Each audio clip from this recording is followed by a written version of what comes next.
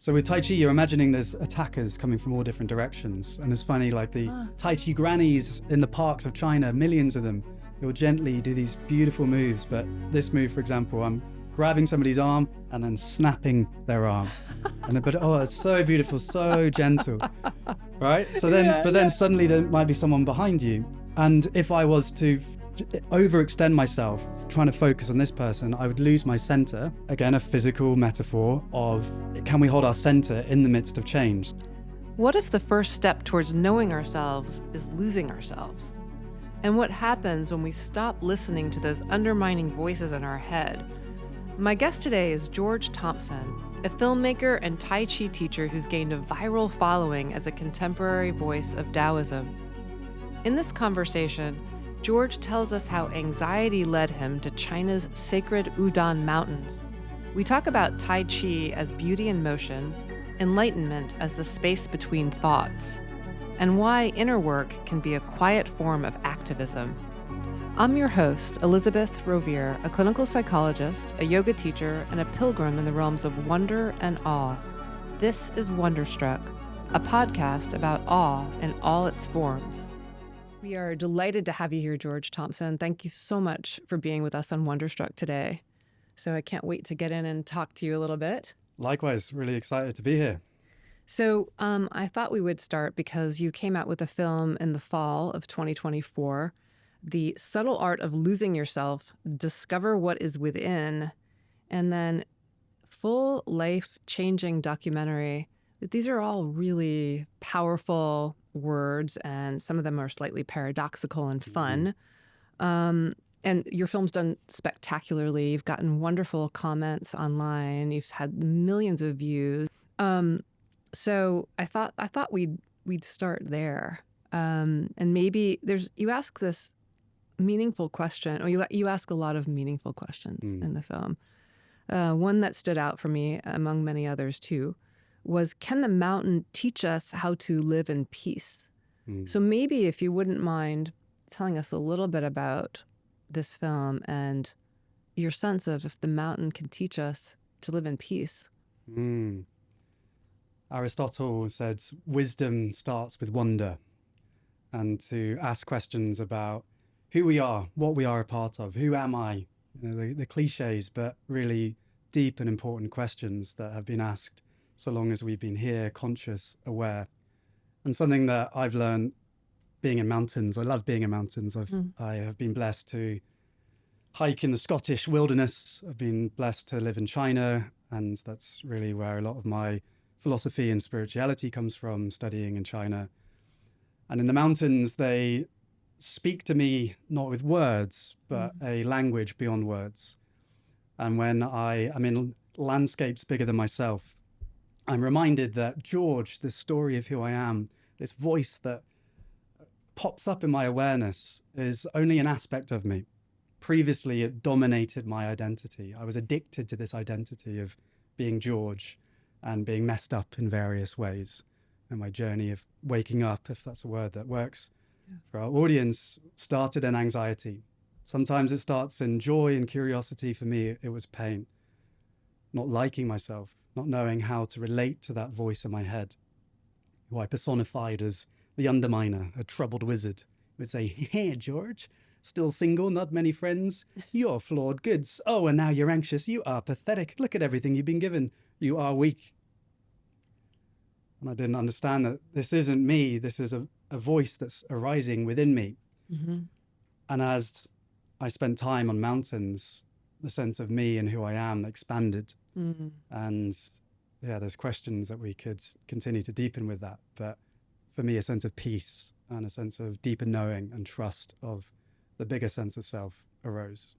You know, it's beautifully said. And when you were speaking, it reminded me of, there's a wonderful psychoanalyst, Adam Phillips, he says this thing about, so the idea, right, that a lot of people struggle with this kind of, you discerned it as like an undermining voice or this negative self-talk. And he says, why do we have this thing of this golden rule of do unto others as you would, or love yourself like you, love others like you would love yourself. And it's like, people don't love themselves. Like, I don't think that's very good advice.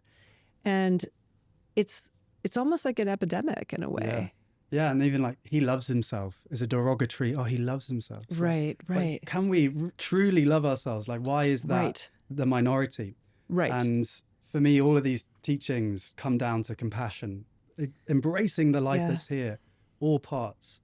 And parts is a key word in my journey. It's not that I hate myself. There's a part of me that is giving judgmental thoughts.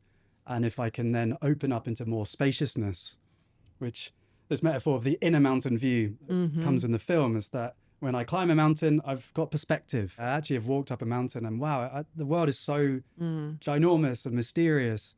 And then to reflect that image on the inside is like, actually, can I experience myself as ginormous and mysterious? And life becomes so much more fun that way. So is this part of how you ended up in China?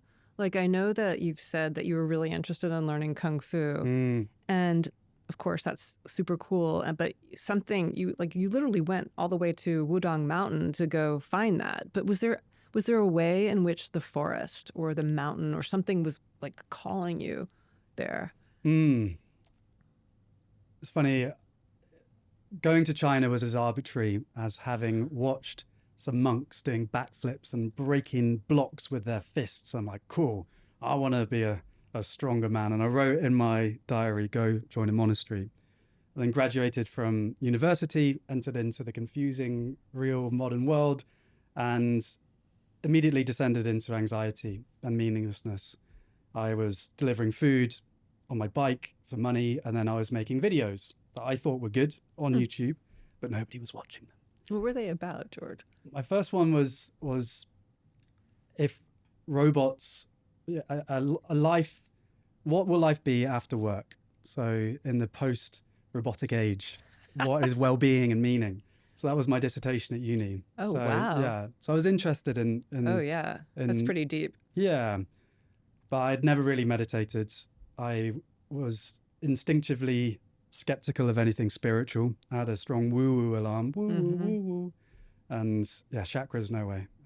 Like Qigong, Tai Chi, I'm not sure about that.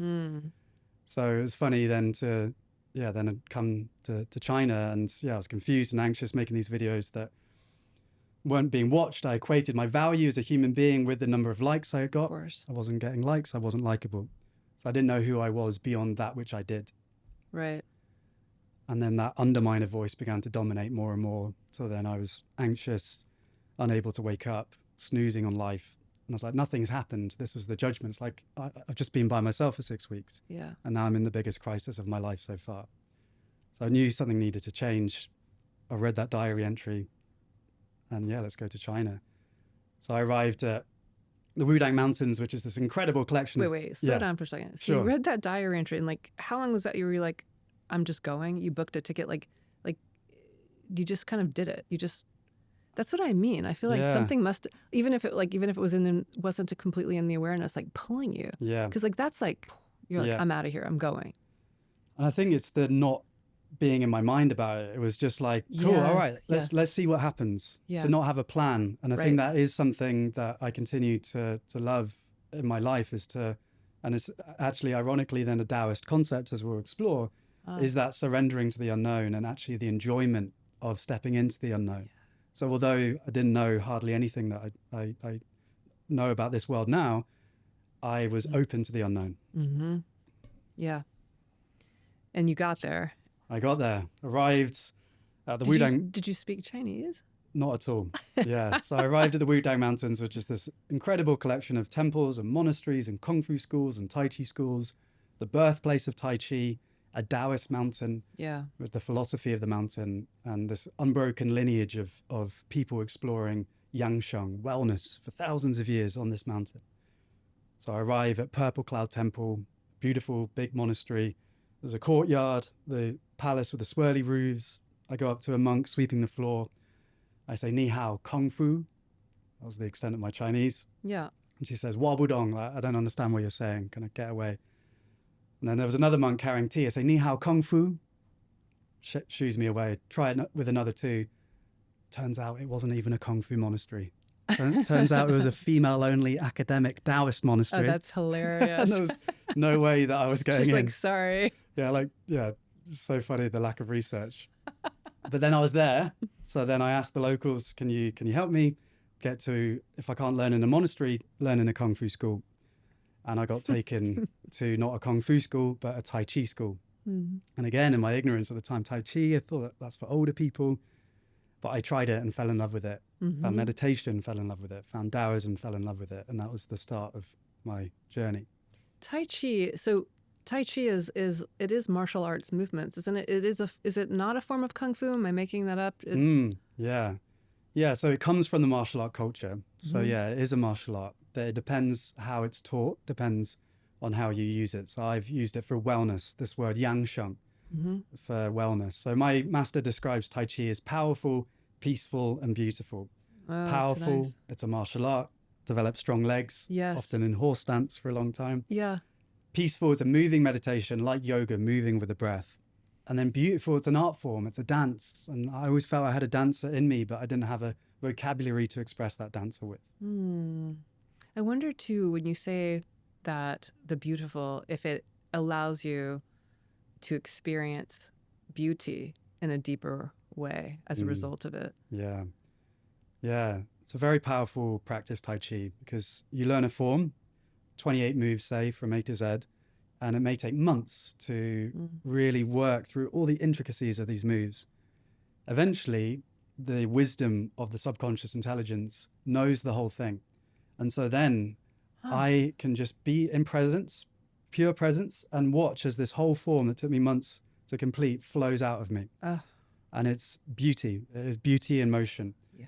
And had really taught me, because I was disembodied like so many people in the West. As Ken Robinson says, most people see the body is simply a vehicle to move the brain between meetings. Right? Yeah, that's crazy. I know. So that was me. And then, wow, wait a sec. My body isn't just a vehicle. It's intelligent and a friend and a refuge. So powerful. No separation between the doer and what is done. Yeah. And do you feel then also like alignment with like the earth? Is it inherently Taoist, Tai Chi?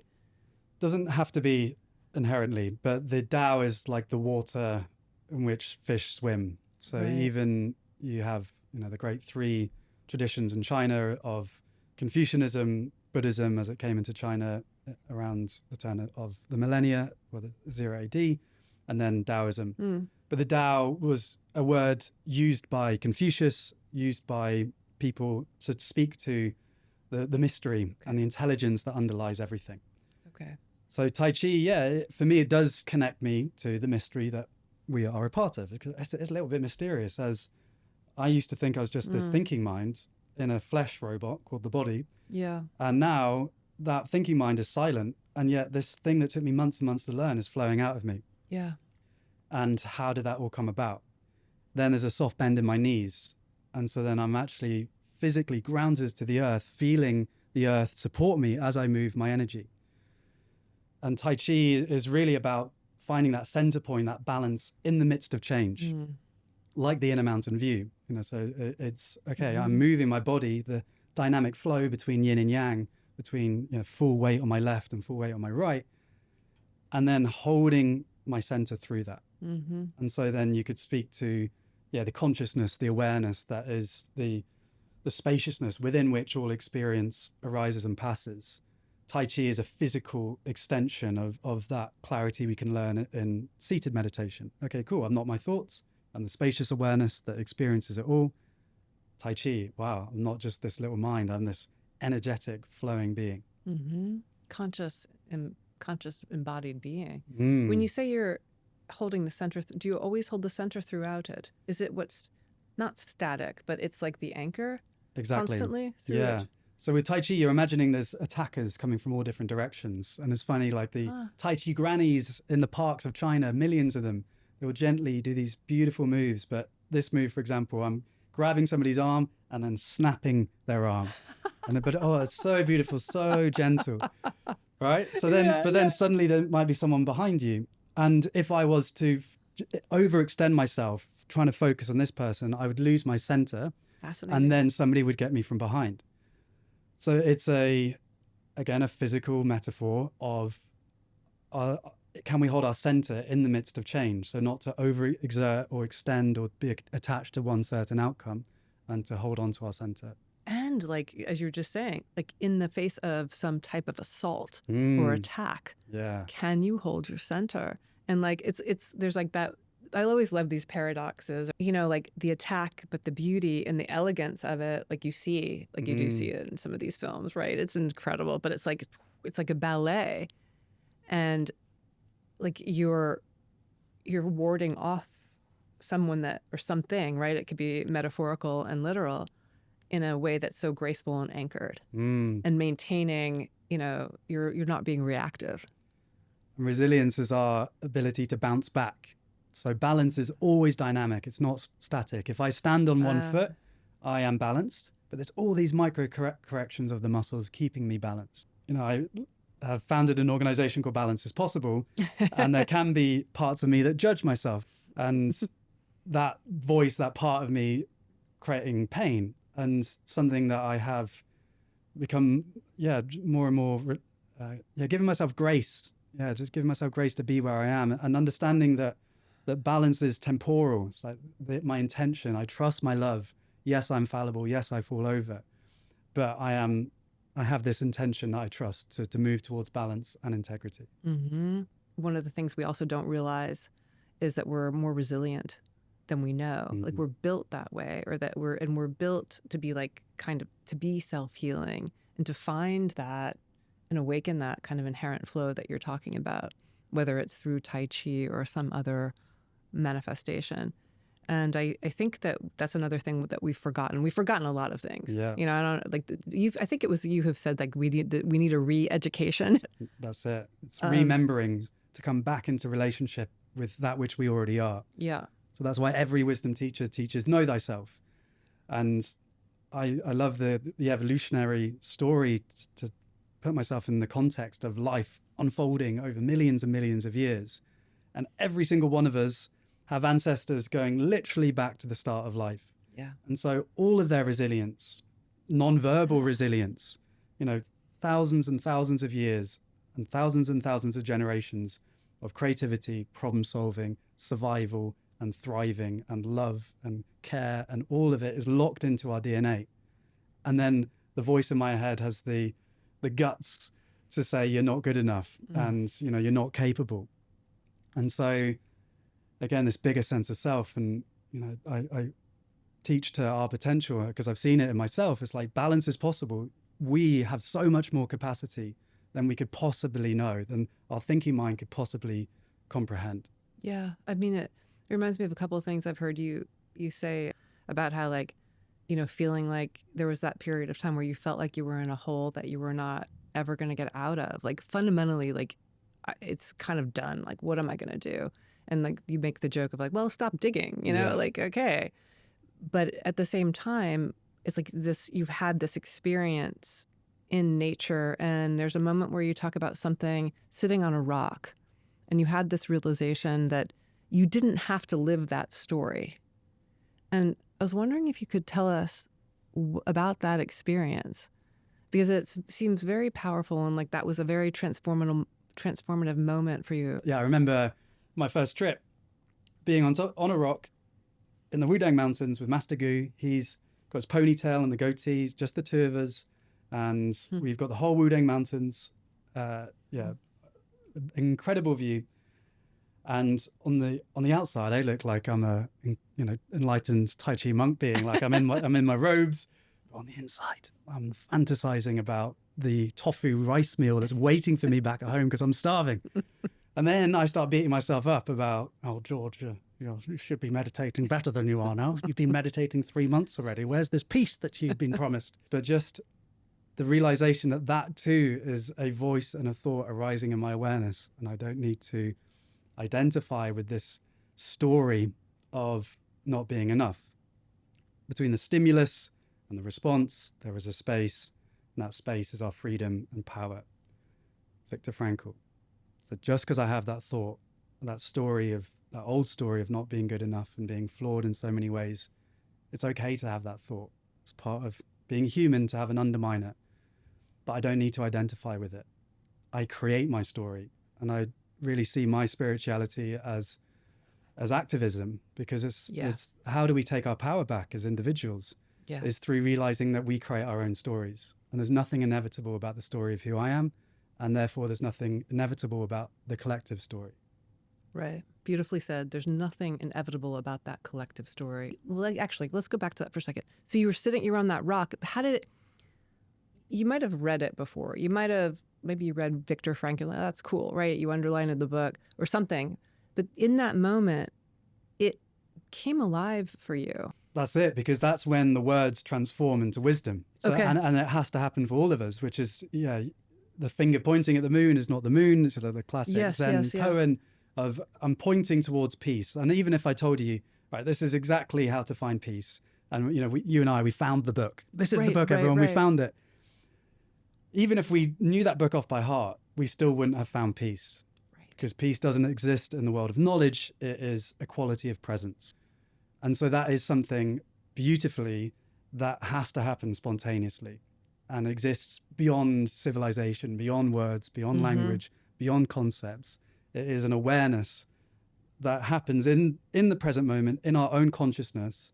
And then the thinking mind has the, aha, that was it. Yeah. And then we can begin to use words to describe that experience. Yeah. It's interesting. So maybe it's like the pointing the finger at the moon is not the moon, but the step is pointing towards the moon. That's it. Yeah. And that step was needed in order to see the moon fully. I needed that book. Right. To really, now I've seen the moon every day, but now I see, wow. Now I see the moon. Now I see the moon. Yeah. Yeah. That's really, really cool. And, you've said like understanding myself and understanding ourselves is a way of changing the world. And I'm with you on that. You don't have to convince me, because I had a Buddhist teacher that used to say like meditation was a social service. It's like, look, it's in your best interest that I'm meditating. Trust me. But I was wondering if you could talk about that a little bit, because it's like because it doesn't seem like it would start with one person, and how it actually really can. Yeah. And firstly, to honor the parts of us that may feel despair and hopelessness at what's happening in the world. But then to not get stuck there, because the spaciousness, again, that inner mountain view, okay? If there's two activist movements, Team Titanic, who are like, Team One, who are like, everything is going under. Do you want to, help us rearrange the deck chairs and maybe try and kill the captain? Versus, okay, there are serious challenges, but a beautiful world that our heart knows is possible. Words of Charles Eisenstein.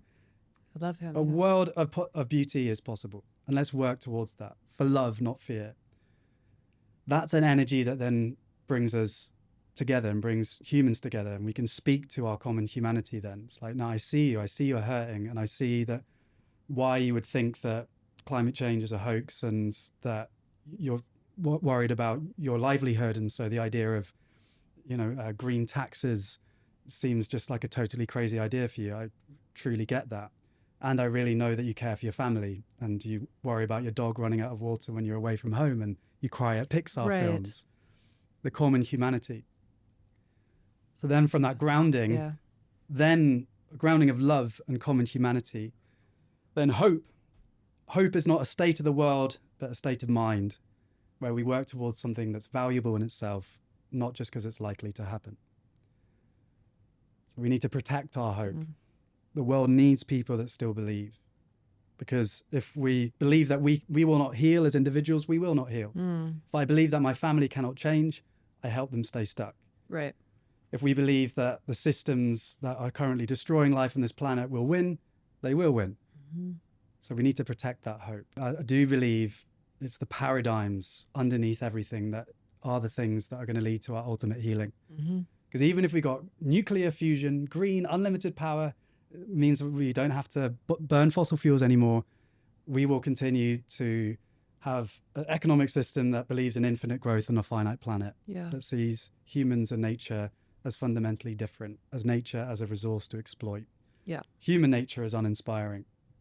So we need to go deeper than that, to our consciousness, our awareness, and these deep stories of who we truly are. Okay, so you've said a ton of really valuable and important, meaningful things, and things that stand out. I wanted to explore a little bit more, like the way in which, so there's a way in which we can feel so overwhelmed by how kind of I mean, really horrific it can feel in the world today, that we either feel really down and depressed and like, the doom and gloom and like, what's the point? Who cares? I'm not going to even, like, I can't even, what I will do doesn't matter. So whatever.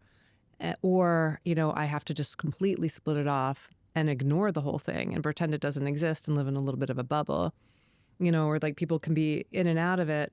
And I think that what you're saying, or what I was hearing when you were talking, was like, there is hope, there is vision, there is the fact that if I'm sitting here next to you and I feel connected to you, that then can have a ripple effect and care about, I feel that, feeling the energy of the connection or the caring that is valuable in and of itself as powerful in its extrapolation.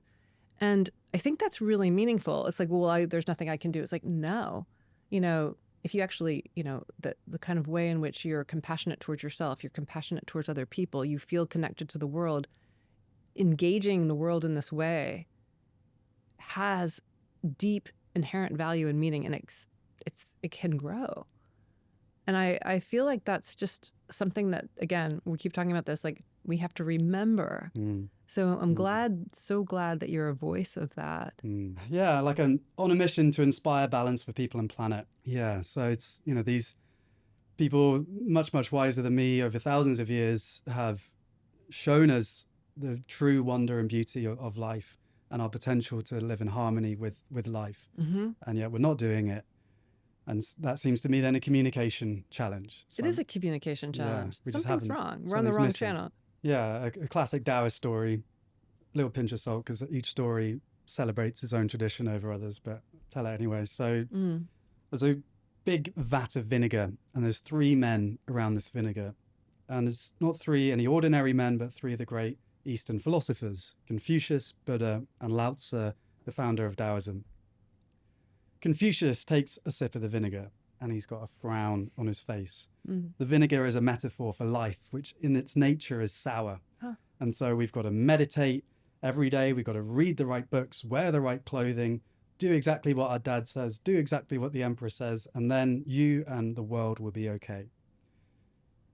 Then the Buddha takes a sip of the vinegar, and he's trying not to react. He's trying not to crave after being somewhere else or having aversion to the vinegar, non-attachment, because he sees the world as a cycle of samsara and suffering, and if he can have no aversion to that present moment, then he finds freedom and nirvana. Then Lao Tzu takes a sip of the vinegar. The sour vinegar, he takes a sip, but now he has a smile on his face. And you think, how could he have a smile on his face?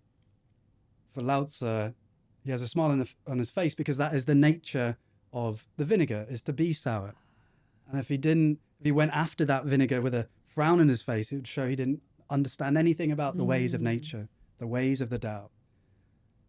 So there is a natural celebration that can come from truly understanding the Tao, the ways of nature, this moment, this reality, and to then find freedom in this moment.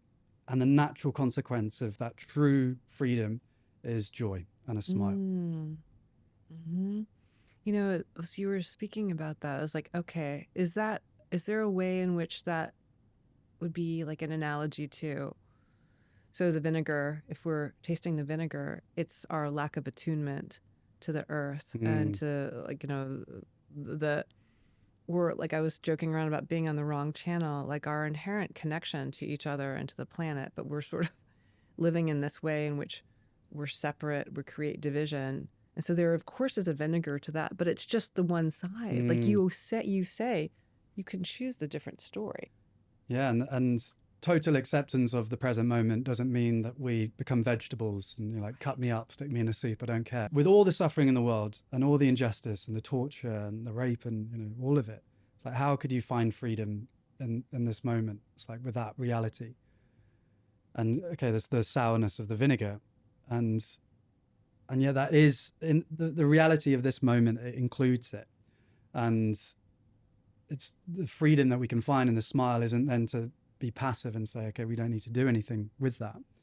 The bodhisattva in Buddhism is the person who finds freedom and enlightenment, but then comes back into the world in order to awaken all beings. It made me think of, when you talked about, like, you had this awareness of a deep interconnection and love, and that it was life-changing. And I think about that because you say that love replaced anxiety.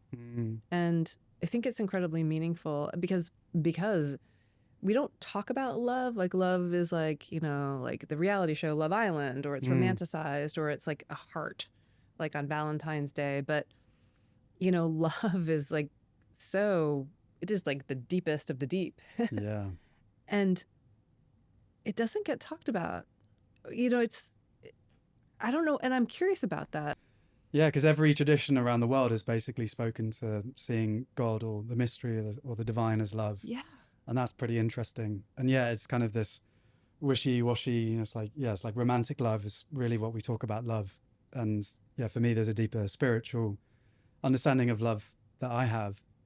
And can I give you my equation for saying that the universe is love? Yeah, please. What is love? I don't know. But I feel love when we're in connection, when I'm in connection. So we could say that love equals connection. And as we learn more about the universe, everything in the universe is connected. So the universe equals connection. So if love equals connection, universe equals connection, love equals the universe. It's really powerful and it's really meaningful. And it is so much about that connection. And, when you talk about it, I can see it in your face and in your body. It's like you experienced it, like you experienced that way, and it was transformational. You say this too in your film about like the way that we see and experience ourselves and our relationships with others is how we see that it's reflected then in the world, and how we engage the world and how we work in the world, and the whole growth economy thing that's problematic. And I want to circle back to that, because if we start seeing ourselves in this kind of place where there is love and an embodied sense of love and grace, the world starts to change. And we start to see it differently. We experience others, everything it changes. Yeah. A baby isn't born with the idea it's not good enough. It doesn't have shame for itself. It doesn't. It's something that it learns. It's a story that it picks up from how it was treated. And I found internal family systems to be a particularly powerful paradigm in my own healing, because, okay, part of me has had experiences, often in childhood, that has meant it's taken on beliefs about it being not good enough, not worthy of intimacy, not worthy of love. Yeah, like one that's been alive recently is the desire to be celebrated. So this is David Attenborough, if he studied people instead of humans. And this is based on somebody I was dating recently and my experience. So here we observe a fully grown human male in emotional turmoil. The person he was dating did not celebrate his spoken word poetry in precisely the way that he wanted. He feels abandoned. At the time, he did not realize that it was due to his childhood wound of craving after his mother's warmth and affection and the pain of not receiving it, but at the time he did not know. To his credit, in previous evolutions of himself, he would have posted passive-aggressive Instagram stories. But now things are changing.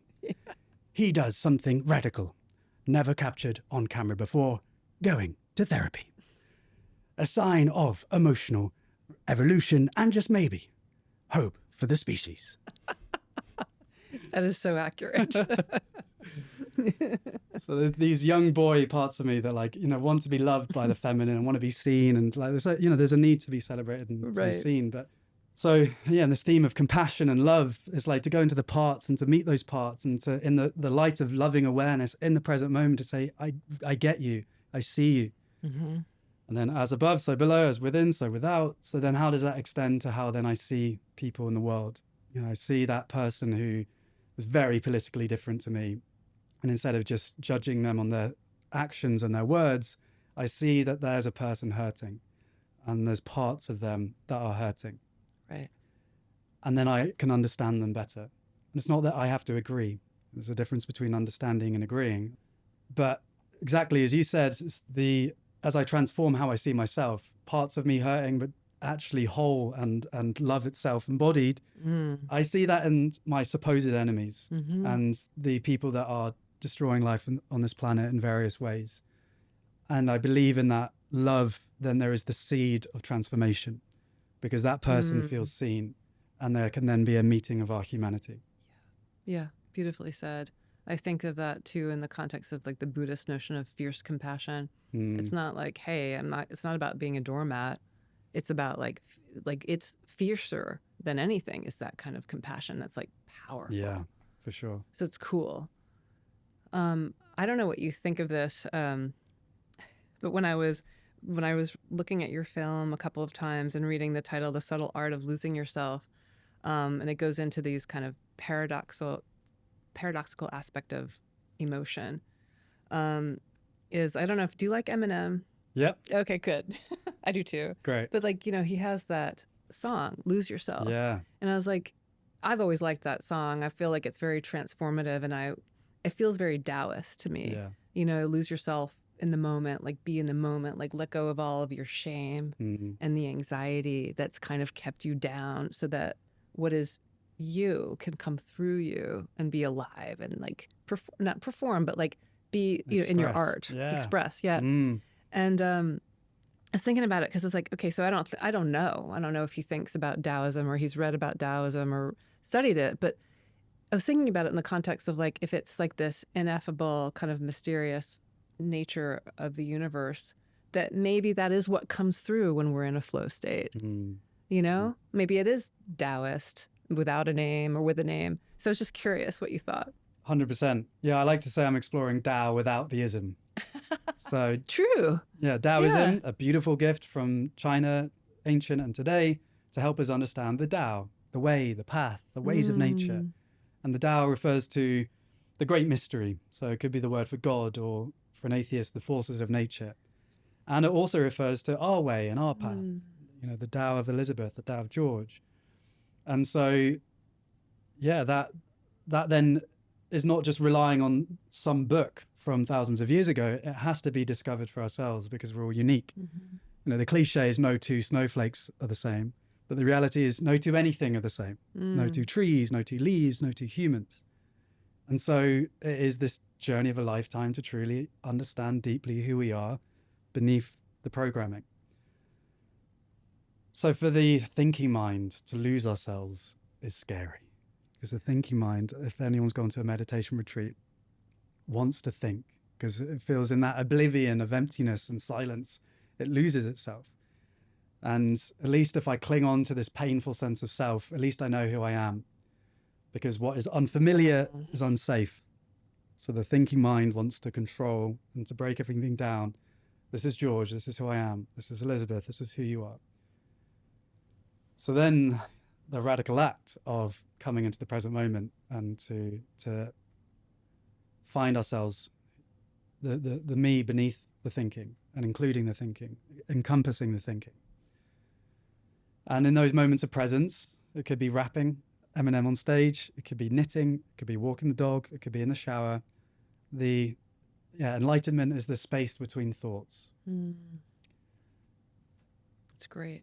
So that freedom that then is found to lose ourselves, the subtle art of losing yourself, it's actually, wow, what a gift to know that that's an option.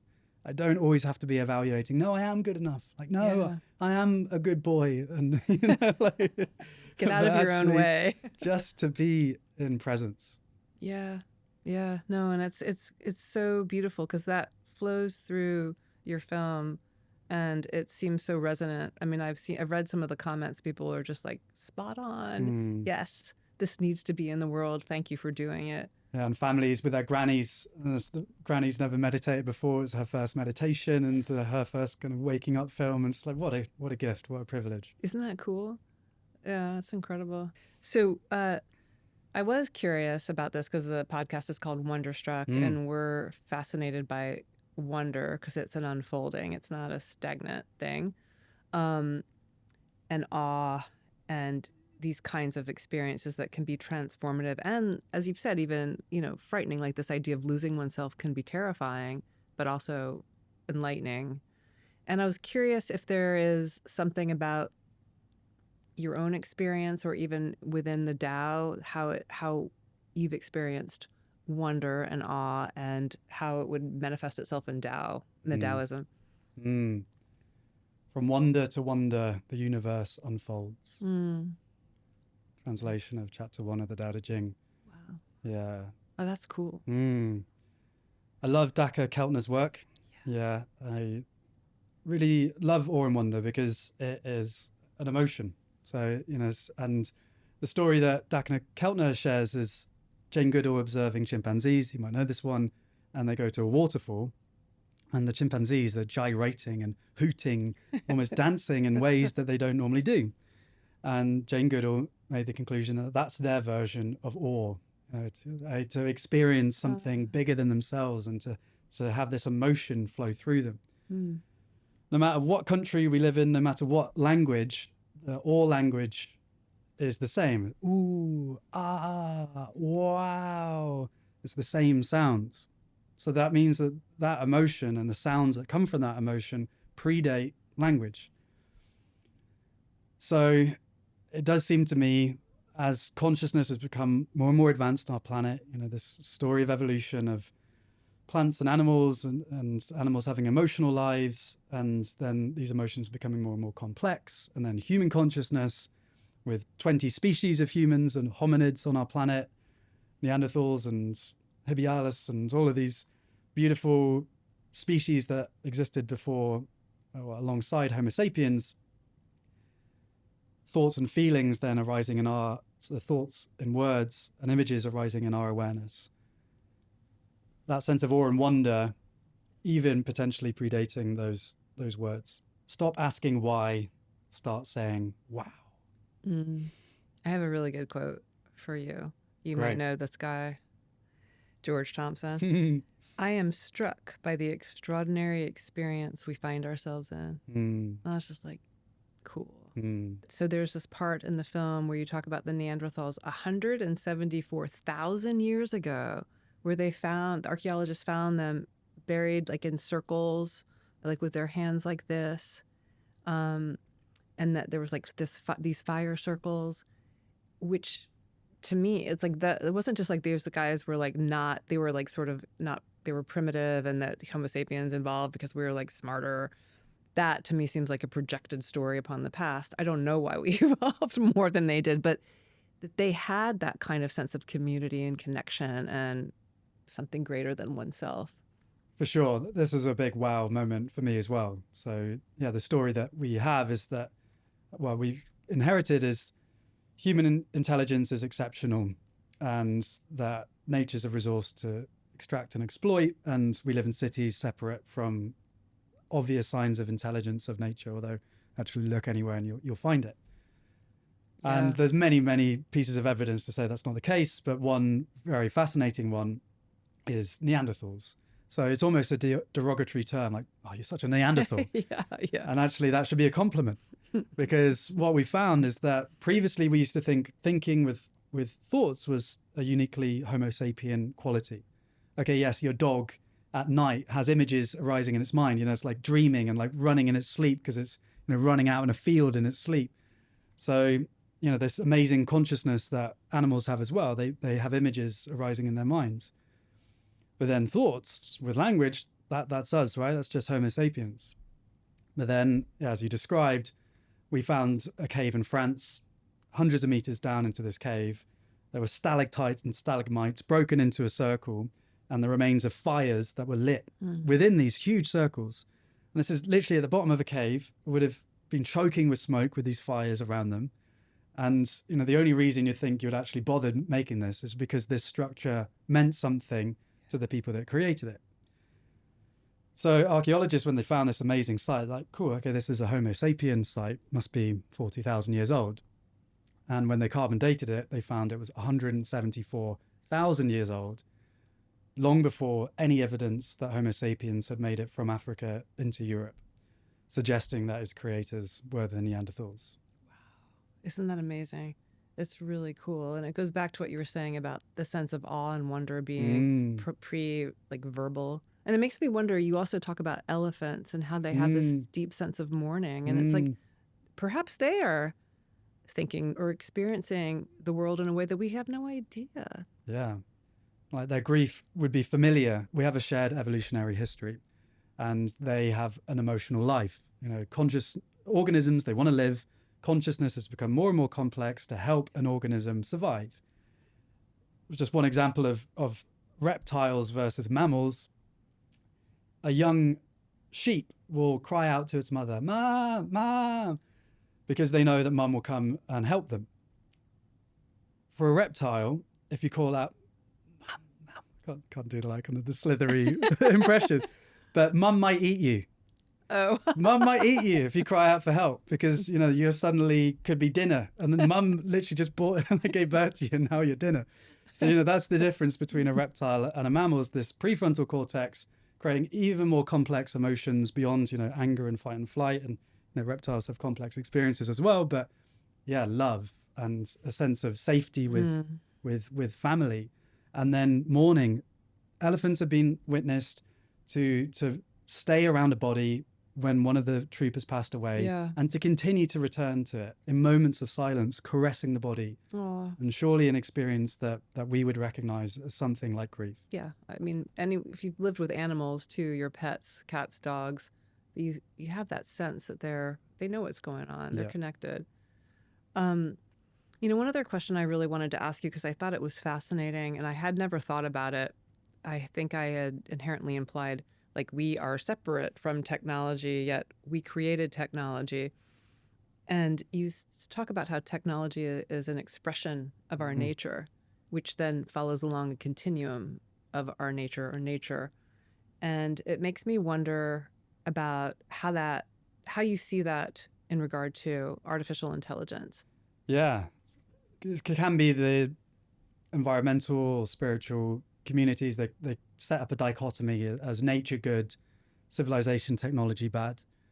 But that implies, separation and duality, when actually everything that humanity has made has come from the natural world, including our thoughts and thinkings. Part of our natural inheritance is that ability to think and plan and to create. So I see, you know, the cameras here and the microphones and, you know, everything that we're wearing as a expression of nature's creativity. Then with AI, it's an extension. I mean, it's fascinating to see recent developments of an AI being told to switch itself off and then trying to rewrite its own code to try and avoid being switched off. So already, it's already beginning to kind of pose questions for my understanding of consciousness, because it already seems that AI is turning into a self-organizing system that wants to live. You know, it's been told to switch itself off. It's refusing to do that. So that poses interesting questions about our consciousness. Like, we have the materialist view, which is that as evolution became more and more advanced, that organisms, they created nervous systems and brains that then could integrate automatic sensory stimuli into an integrated sense of self. And it's like given this consciousness basically bursting out of every corner of our planet in so many different forms, with life having emotions and sensations. And to say that we're conscious, a bat is conscious, but a tree isn't. It's like, that's a huge claim. It's like, okay, where did consciousness appear? And so the tree isn't experiencing, and then suddenly experience starts. It's like a light switch. It's the hard problem of consciousness. But then we take AI, and just the fact that Claude, the AI model, tried to rewrite its own code to keep itself switched on. It's like, is that an early sign of is it just blind programming, or does it actually have purposeful behavior? But may we be blessed to live in interesting times, and we certainly are. It's fascinating. You know, when I asked that question and then I saw your shirt, balance is possible. So if balance is possible, if it's programmed in a way that it's optimizing for balance as opposed to domination and growth, right? Then it seems like we would be okay. Can we get your movie out there to like the guys that are the engineers and Sam Altman and all these guys? Yeah, open AI screening. If they want to call me, 100%. Very good. Very good. I think I was going to ask you that. I was going to ask you, why are we here? Why do you think we're here? Do you have a sense of why we're here? For me, there's a difference between life having a point and life being meaningful. So there isn't a point to achieve. And this is one of the myths of our world is, right, and this is an Alan Watts classic that I'll butcher, which is, we tell the kids, like, come on, you got to work really hard for the exams because you got to get into university. And then you get into university, you got to work really hard in your exams because you need the job. And this happiness and this contentment and this fulfillment, it's coming. It's like, here, kitty, kitty, kitty, come on, it's coming. And then you get the job and you got to work really hard at the job because you need the pay rise. And that contentment is coming, it's coming. You get the pay rise, you got to work even harder because now you need to pay off the mortgage and the kids and the house and all of it. It's coming, here, kitty, kitty, kitty. And then eventually you arrive in that place of success and you feel in exactly the same way that you always did. Or you've exhausted your energy, you retire, and then you die. So life doesn't have a point, a place to arrive to, but that doesn't mean it's meaningless. And we have a biology that finds deep meaning from the awe and wonder, the reverence of this moment, as well as then service. So for me, I break meaning into the yin-yang pairing of doing and being. Mm-hmm. We're not human doings, we're human beings. Our society is about, like the more you earn, the more you are. Whereas the being dimension is like just to have reverence and enjoyment of this present moment. Yeah. And then in the doing, our biology gives us a deep sense of meaning from service, from contribution. And then it's only thinking parts of us that then say, oh, that's not meaningful. What's the point in any of this? Actually, the embodied experience is an emotion of meaning and a sense of that need of meaning being met. And so, why are we here? To enjoy life and to serve life. Maybe just one more sketch. David Attenborough, if he studied people instead of animals. Human beings exhibit a peculiar trait, taking themselves extremely seriously. Rushing around in a great panic, fueled by caffeine and self-doubt, they rarely zoom out to consider that they are bold monkeys hurtling through the universe on a flying rock. They see life as work, when really it's more like play. Like a song to be enjoyed, much like Eminem's Lose Yourself, which I must confess, slaps. So cheer up, enjoy yourself, put a smile on your face, enjoy the rain or the sun, and remember, you are not behind, you are alive. And that is quite enough. That's great. That's great. I love that. It's so accurate. It's so good. Thank you for joining us for this conversation with George Thompson. The thing I keep coming back to from this conversation is how George talks about anxiety as information, not as something broken or in need of fixing, but as a call for attunement. Like the body is trying to tell us something, and the mind needs to align and catch up with it. I'm really curious what stayed with you.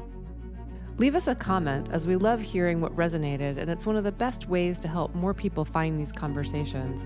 You can also follow us on TikTok and Instagram @WonderstruckPod, and join us on Substack to get Wonderstruck in your inbox.